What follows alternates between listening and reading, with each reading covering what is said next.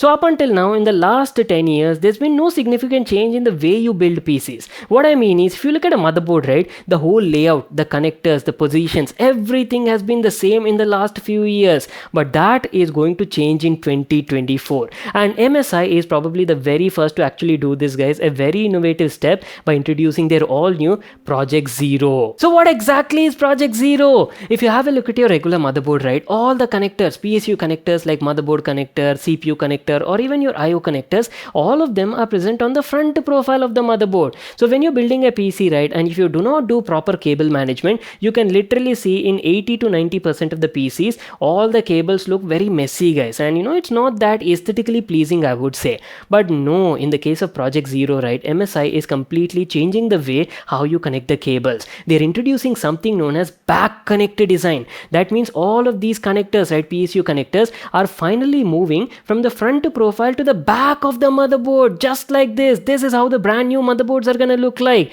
So what it's gonna give you is a complete zero cable look on the front profile, guys. So when you build a PC, right, it's gonna give you like a very beautiful aesthetics and premium looking design with no sort of cables or cable management. This not only improves the look of the PC, but also makes it very easy for you to connect the cable from the power supply. I mean, when the connectors are at the back of the motherboard, right, you don't need to go to the front side and struggle connecting all of them. Makes things very easy for you, and that is what Project Zero is about. First of all, let me tell you that MSI's Project Zero motherboards are available for both Intel and AMD platforms, so you can choose a variant according to your configuration. And today in the house we have the Intel variant, obviously B760M series, and it's got LGA1700 socket, and yes, it supports Intel 12th gen, 13th gen, and even the brand new 14th gen CPUs as well. And here's our very first look at the motherboard. I've told you, right, this is a micro ATX form factor motherboard and has a very beautiful design. And in fact, the build we'll be doing today is like a white and black sort of theme, guys, and is gonna look absolutely beautiful, featuring Project Zero components.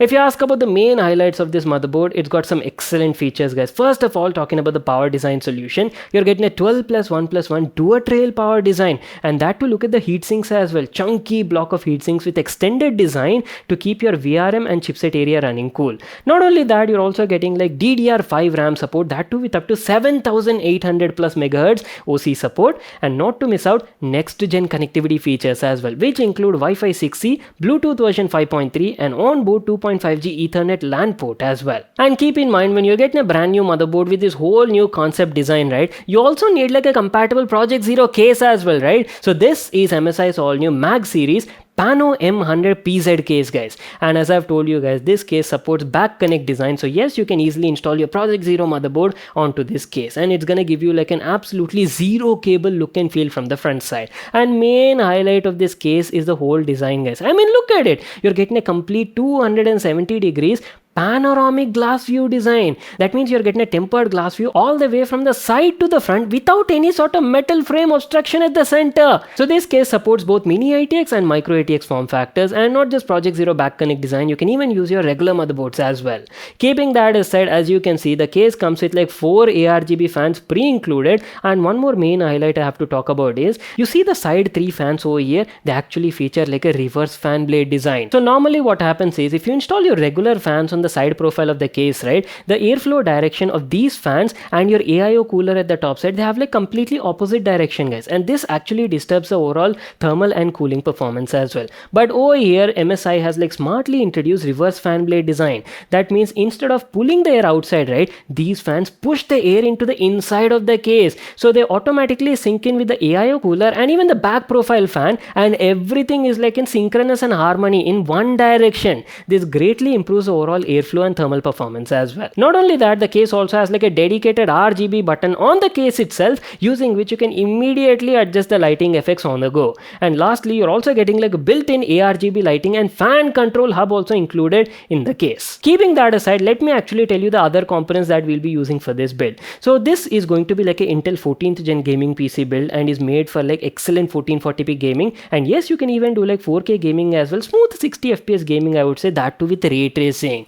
For that, initially I thought of using like Intel's i7 14 Gen i7, and I actually made the whole build using that CPU, but unfortunately for some reason the CPU was dead, so I had to replace that at the end of this video by using Intel's 14th Gen i9s 14900K. Now obviously i9 is like a monster CPU and definitely requires like a good thermal solution, and that is the reason we will be going for a 360mm air cooler, and this one is also from MSI, and that too we have a white edition cooler to match up with the whole Project Zero concept. The model we'll be using today is their Mag series Core Liquid E360mm air cooler. So main highlights of this cooler are you're getting a rotatable blockhead up to 270 degrees, so no matter in which direction you actually mount the pump head, right, you can easily rotate this top head and align the logo and the cooler. Not only that, the E360 also features an enlarged copper cold plate on the bottom side for maximum surface contact with the CPU. And not to miss out, you're also getting 3 ARGB fans that can be completely synced with your whole PC lighting. If you ask about the GPU for this sort of configuration, right, we will be going for MSI's RTX 4070 Ti, guys, which features 12GB GDDR6X memory, and that too this is their Supreme X edition.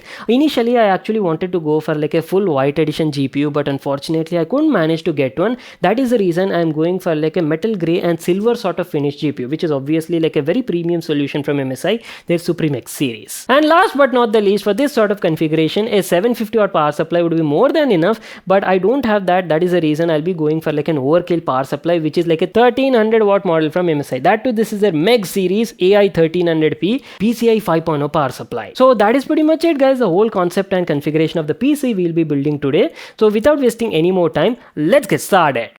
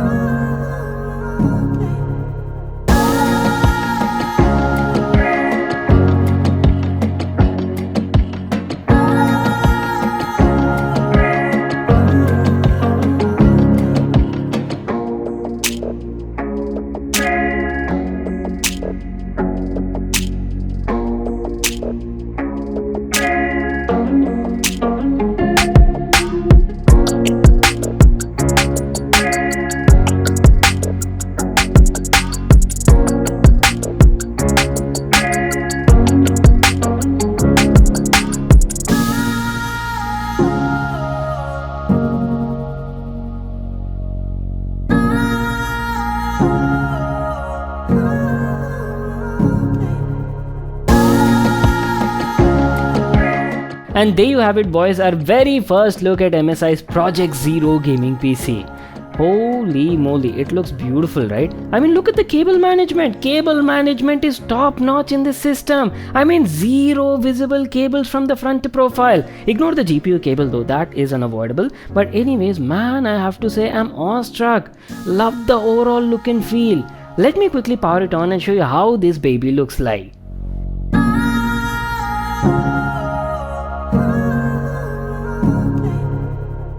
Oh wow.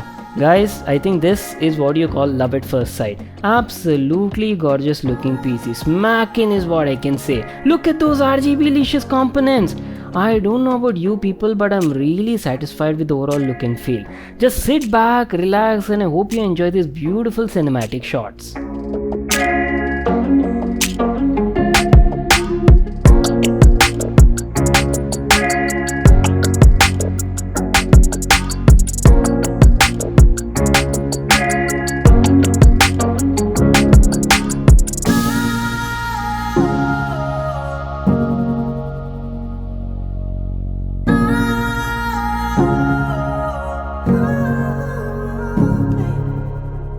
Alright, I know you people have been really waiting to get into the benchmarks and check out the performance of this PC, but again, as I've told you, this particular system is powered by Intel's 14th gen i9 14900K, paired with an RTX 4070 Ti with up to 12 gigs of GDDR6X memory. Now, 14th gen i9 and 4070 Ti is not something new for us. We've already built like plenty of PCs and even made like dedicated reviews on these components. But still, today in this video, I'm gonna give you like a detailed benchmarks. We will be playing some brand new 2024 AAA title games at maximum graphics, and yes, we'll also be doing these benchmarks with ray tracing, DLSS and frame generation on and off. And let me tell you guys, this sort of configuration is great for triple digit 1440p gaming at maximum graphics settings, or you can even go for like 4K smooth 60 FPS gaming. Choice is up to you. Starting off the benchmarks with our first game, Horizon Forbidden West. Now this is a brand new game recently launched on the PC platform, and I'm telling you right, Horizon Forbidden West is a beautiful game. I mean, look at the graphics over here guys, absolutely breathtaking is what I can say,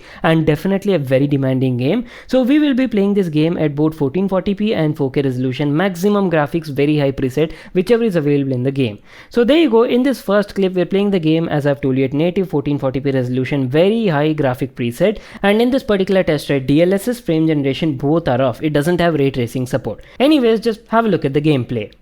Oh wow, are you people looking at that FPS? Almost triple digit FPS sometimes guys. On an average, we were getting around like 95 to 105 FPS. Now that is what I'm talking about. Must-car gaming experience on this system guys. Very smooth gameplay. See, if it's able to handle 2024 brand new titles like Horizon Forbidden West, right, this sort of configuration can easily play all your favorite AAA titles with very good results. Quickly enabling DLSS and frame generation, let me show you the results. Resolution is still the same 1440p, very high graphic preset, and there you go. As soon as you enable these NVIDIA technologies, there's definitely a rise in the frame rate, and from 90-100 FPS, right, straight we are getting almost like 125 to 130 FPS. Definitely makes a difference, especially if you have like a high refresh rate gaming monitor. Excellent performance guys. I know some of you people might be curious about the 4K gaming performance as well, right? So let's quickly bump up the resolution from 1440p to 4K, keeping FG and also DLSS 3.5 on, and there you go. Even at 4K resolution, we were still getting around like 90-95 FPS. Not bad, actually quite impressive I would say. Though again, if you actually turn off frame generation and DLSS, this was somewhere around say 60 and 70 FPS. Do keep this point in mind. Moving on to the next game, which is Alan Wake 2. This is also like a brand new AAA title game recently launched on the PC platform, and we'll also be testing out this game at 1440p and 4K, and the game also supports ray tracing and path tracing as well, including frame generation. So first of all, in this clip we'll be playing the game at 1440p resolution, maximum graphics available, and ray tracing, DLSS, frame generation off, and there you go. On an average, we were getting around like 65 to 68 FPS. Not bad I would say. I mean, this is the raw rasterization performance, and on top of that, Alan Wake 2 definitely puts a lot of load on the GPU. So this was expected guys, but still very much playable, a very smooth gaming experience on this system. Enabling ray tracing and setting it to high profile was definitely putting a lot of load on the GPU, and frame rate straight dropped from 60-65 to 30-32 FPS guys. But not to worry, this is where you can enable DLSS and frame generation to automatically boost your FPS and get back your smooth gaming results. So there you go. In this particular test, we have both the ray tracing, DLSS and frame generation are also on at 1440p resolution, and on an average we were getting around like 60 to 65 FPS. So even with the ray tracing, if you actually enable frame generation and DLSS, right, you'll still get like a smooth 60 plus FPS guys. So these are the kind of results and benchmarks you can expect on this sort of configuration. And as I've told you guys, main highlight of this Project Zero is that visual aesthetics, no cable management hassle, and also improved airflow in the case, which overall leads to like better thermal management. Time to wrap it up, but before that, let me quickly tell you about the pricing details and also the complete configuration of this PC. So on your screen, you can check out a detailed price list of each and every component, and to build a gaming PC that is very similar to the PC that I've shown in the video is going to cost you around like 2.2 to 2.3 lakh rupees. All the links for these products will be available in the description box below. You can check it out there. Well, that's it. If you all enjoyed watching this video, make sure to smash that like button and subscribe to my channel for more such awesome videos. And I'll see you all in my next one.